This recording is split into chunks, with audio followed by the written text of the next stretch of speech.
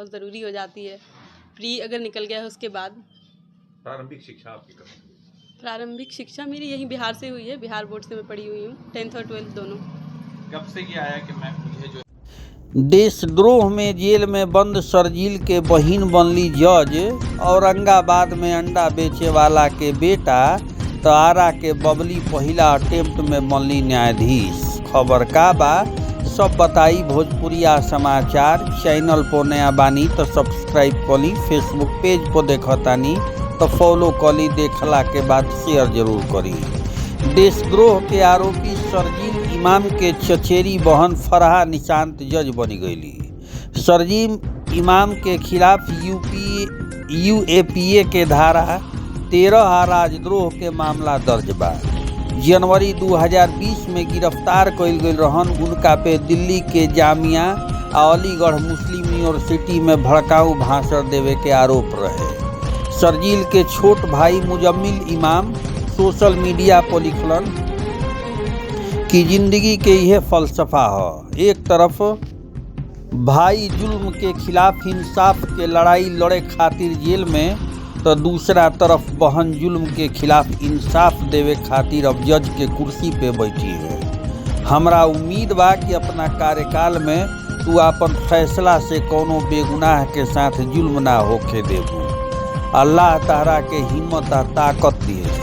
BFA के 32वां बिहार न्यायिक सेवा परीक्षा के रिजल्ट आइल। एग्जाम में 153 गो अभ्यर्थी सफल भइलन। औरंगाबाद में अंडा के ठेला लगावे वाला विजय साहू के लड़का आदर्श कुमार भी जज बन गिलन। एकरा साथे साथ आरा के बबली पहिलका अटेम्प्ट में परीक्षा में 8वां रैंक हासिल कैली। जहानाबाद के काको के रहे वाली फरहा निशांत के शुरुआती पढ़ाई काको में भइल। फरहा क्लैट परीक्षा पास कइला के बाद हिदायतुल्लाह नेशनल यूनिवर्सिटी रायपुर से 2018 में कानून के पढ़ाई पूरा कैली। एकरा बाद सुप्रीम कोर्ट में लॉ क्लर्क और रिसर्च असिस्टेंट के रूप में काम कैली। अब वो बिहार न्यायिक सेवा परीक्षा पास करके न्यायाधीश बन गईली। फरहा अपन सफलता के श्रेय माई बाबू बहन बहनोई छोट भाई बहन के देतारी। वो कहली कि सेल्फ स्टडी या परिवार के मार्गदर्शन में प्रारंभिक और मुख्य परीक्षा पास कैली, जबकि इंटरव्यू खातिर संस्थान के मदद लेली। फरहा कहतारी कि हमरा किताब पढ़े, बच्चन के पढ़ावे या सीरियल देखे के शौक बटुए। हम न्यायपूर्ण फैसला के जरिए समाज के सेवा करल चाहतानी। न्यायाधीश बने खातिर रोज 10 से 12 घंटा तक पढ़ाई करत रही। आरा के बबली पहिल के अटेम्प्ट में जज बनली। आरा के रहे वाली बबली राज पहिला अटेम्प्ट में न्यायिक सेवा परीक्षा में 8वां रैंक हासिल कैली। वो पटना में रह के अपन पढ़ाई पूरा कैली। बबली बतैली कि हम बचपन से ही न्यायिक सेवा में जाइल चाहतनी है, से शुरू से ही न्यायिक सेवा के ओर अपन कदम बढ़ैली, तैयारी में जुटी गईली। बबली 2013 में डीएवी स्कूल से 10वां के परीक्षा पास कैली। साल 2015 में पटना के नेउरा स्थित पार्क माउंट पब्लिक स्कूल से 12वां पास कैली। साल 2021 में चाणक्य लॉ यूनिवर्सिटी से बीए एलएलबी के परीक्षा पास कैली। 2023 में एलएलएम के पढ़ाई पूरा कैली। एकरा बाद से न्यायिक सेवा परीक्षा के तैयारी में जुटी गईली।